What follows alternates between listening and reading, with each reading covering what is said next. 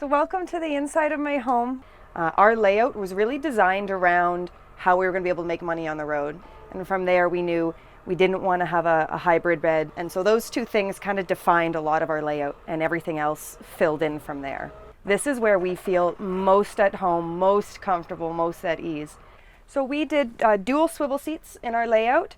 And while many people in the Sprinter vans choose to put their heater underneath the passenger seat is my shoe cubby. It's my favorite magical place because I can fit so much stuff in it. We also added this cargo net, and it holds all of our window coverings, reflectix, our roof vent insulators, because we live in Canada and it gets really, really cold.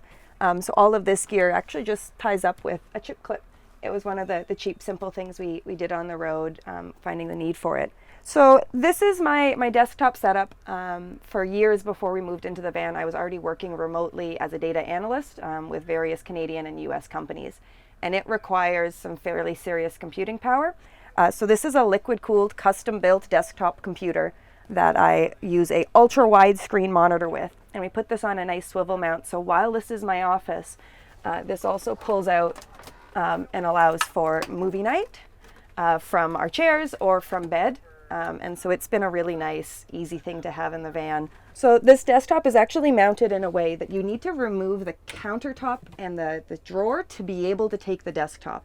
And so from that, protecting yourself from the smash and grab risk of burglary, this is going to be a really hard thing. And so we're fine to let them struggle to get that out and not grab the things that we can't bolt in place as well. Our drawer system, we designed it planning what we were going to have inside them. And so we have the, quintessential junk drawer everyone has that also has the keyboard and the mouse pad and all of those fast grab things.